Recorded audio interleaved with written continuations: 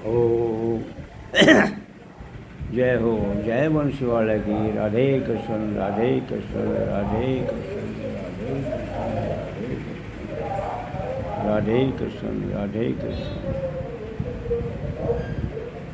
जय हो। मैं संत गिरिराज सिंह, मैं संत गिरिराज सिंह यूट्यूब शिवलोक जी चैनल से बोल रहा हूँ।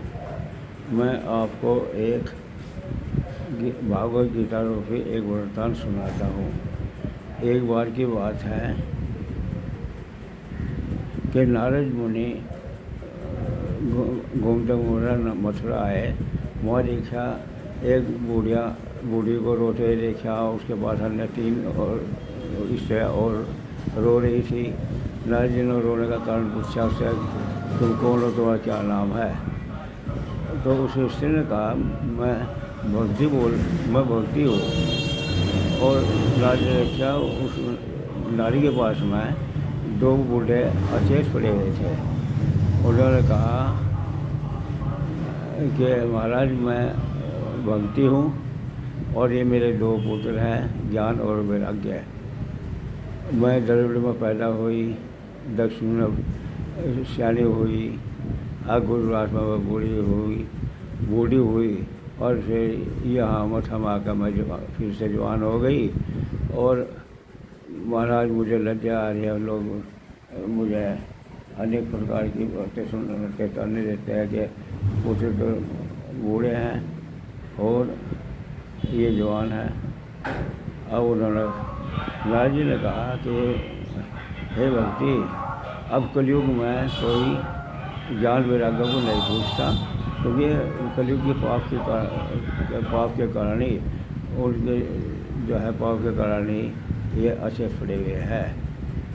और अब तो भक्ति ज्ञान वैराग्य को पूछा नहीं, अब तो भक्ति के माध्यम से ही भगवान को प्राप्ति होती है।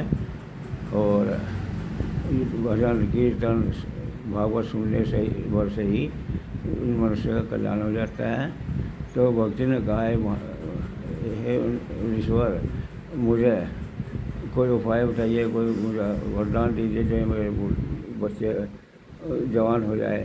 तो उन्होंने कहा कि अब कलयुग में तुम कृष्ण भगवान का नाम लो और भागवत की कथा सुनो। सब कुछ कथा सुनने पर ही तुम्हारा कल्याण हो जाएगा और ये तुम्हारे बच्चे भी जवान हो जाएंगे।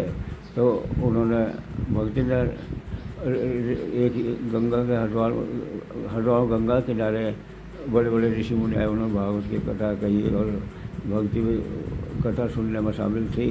जब कथा पूरी होगी तो उसके दोनों बच्चे भी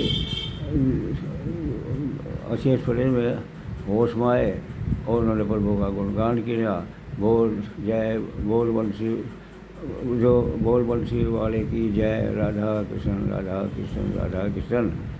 तो उनका दोनों का भक्तों कल्याण हो गया था।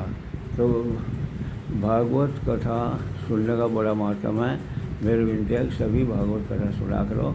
और मैं ये सभी को भागवत का वृत्तांत सुनाता रहूँगा, निर्लोभ निष्पक्ष। और मैं अपने वाले को यह विराम देता हूँ और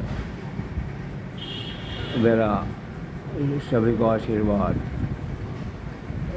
धन्यवाद।